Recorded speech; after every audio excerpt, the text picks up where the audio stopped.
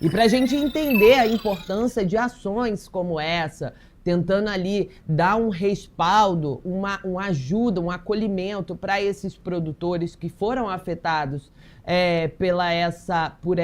por esses incêndios que inclusive estão sendo investigados pela Polícia Federal, a gente recebe agora Vitor Alencar, que é advogado e especialista em direito ambiental, a quem eu já agradeço pela disponibilidade de estar aqui conosco no Brasil Agora, do SBT News. Vitor, a gente sabe que é um fenômeno, tem ali um sinal do IBAMA dizendo que 100% desses incêndios são ali através de ação humana, mas ainda assim não há como dizer se é uma questão culposa ou dolosa, foi sem querer, não foi sem querer. Esse é um caso que está sendo investigado, mas a gente precisa entender que é ali papel, de repente é você que vai me dizer, é papel do governo do estado estar ali ao lado dessas pessoas, desses produtores e dar esse acolhimento como está acontecendo ali no estado de São Paulo? Mais uma vez, bom dia. Bom dia, Yasmin. Agradeço imensamente o convite do SBT News, a participação aqui do Brasil Agora. É uma honra contribuir com o trabalho importante de vocês. Respondendo já a pergunta, claro, né, nós temos vítimas e nós temos agressores. Esse caso não é diferente. As vítimas devem ser tratadas assim como são vítimas. Portanto, as políticas públicas devem ser realmente voltadas, a exemplo do que o Estado de São Paulo está implementando, para auxiliá-las. E nós estamos falando de uma atividade que promove empregos, uma atividade que faz movimentar a economia.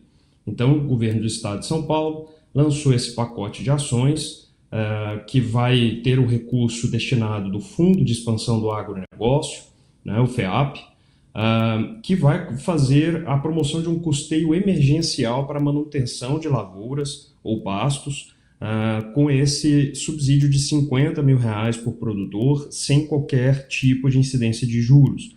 Além disso, um programa habitacional voltado também ao campo, aquelas pessoas que tiveram suas residências danificadas com essas ações. Então, esse recurso vai ser destinado à reparação dessas residências. Além disso, o produtor também já conta com a subvenção do seguro, né, o seguro rural. Então, esses afetados ainda por cima vão poder contar com essa subvenção no prêmio do seguro quando assim o acessarem. Vitor, eu lendo essas regras que foram estabelecidas ali pelo governo do estado de São Paulo, e aí um ponto me chamou a atenção, que é uma outra frente de atuação, que é a garantia da segurança jurídica, por meio da emissão de um termo emergencial que impossibilita qualquer tipo de sanção ou multa de órgãos fiscalizadores competentes, considerando o estado de calamidade que está em São Paulo. Que tipo de sanção, que tipo de multa poderia ser imposta agora, nesse momento, para essas pessoas que estão numa situação atípica por conta dessa queimada? E por que a importância de ter um termo como esse? Porque eu queria saber que sanção por que poderia ser aplicada uma sanção a essas pessoas? Primeiramente, eu acho que cabe elucidar como que se dá a apuração das responsabilidades nesses casos, né? Há aqueles que realmente provocaram um crime. A legislação hoje prevê que ela poderá ser responsabilizada tanto por um dano ambiental, que nesse caso, levando em conta algumas circunstâncias de aumento dessa pena, pode chegar a mais de 5 anos de reclusão, e além disso, também por causar dano a patrimônio ou colocar em risco a vida. E nesse caso, podendo ser punido também levando em conta algumas circunstâncias, como dano a patrimônio público, lavouras, né, pastos, podendo chegar também a 8 anos. No frigir dos ovos, ao menos quanto à responsabilidade penal, a pessoa pode, com a junção desses tipos, ser punida com até 12 anos. Isso se não ficar comprovado a ocorrência de uma associação criminosa ou formação de organização criminosa, o que aumentaria bruscamente essa pena.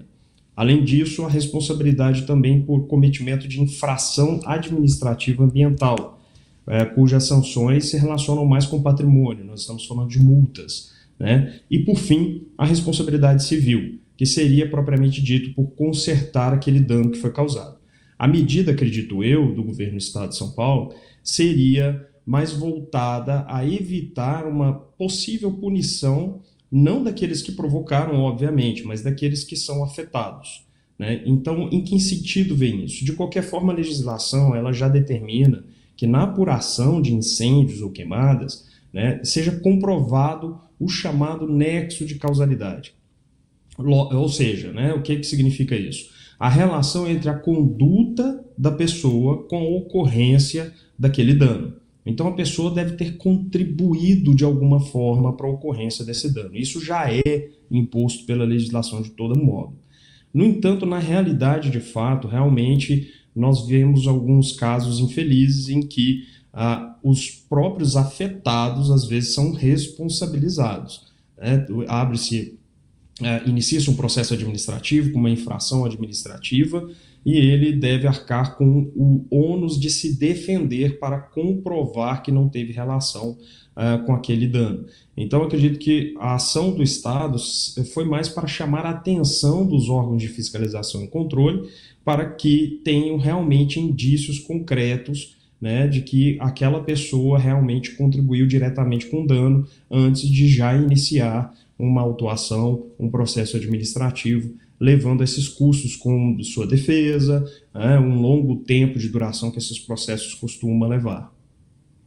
Realmente esclarecedor, porque imagina, a pessoa tá ali com uma série de problemas e aí tem que ainda justificar para não ser punida, na verdade sendo ali quem está sofrendo os danos e as consequências. Então, realmente um ponto a se considerar e a se levantar, realmente. Antes da gente terminar essa nossa entrevista, eu queria trazer para você, para o seu comentário, porque o ministro do Supremo Tribunal Federal, Flávio Dino, ele determinou uma ação conjunta entre as polícias e as Forças Armadas justamente para combater esses incêndios florestais. A gente está vendo uma atuação muito frequente do Poder Judiciário, trazendo ali responsabilidades, principalmente para alguns outros órgãos. Em episódios como esse, é importante, é responsabilidade do Poder Judiciário agir dessa forma para tentar impedir outros episódios ou então que a situação piore, é o caminho que deve ser feito?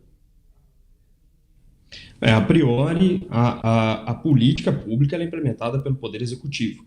Cabe ao Executivo, incumbe ao Executivo, isso com previsão constitucional, a função, o dever de resguardar pelo equilíbrio ecológico, né, pela segurança, a integridade física das pessoas.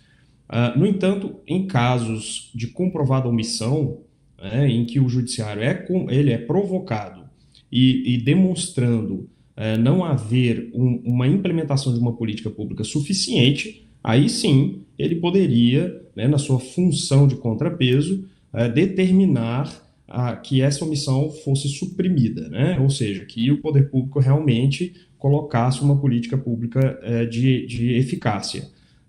No caso, me parece que no momento foi constatado que seria o caso de aumentar o contingente no combate a esses focos de incêndio, tanto com relação ao Pantanal ou o bioma amazônico, né? Além desses focos de incêndio que já estão sendo combatidos numa ação conjunta do Estado e Poder Público Federal no Estado de São Paulo.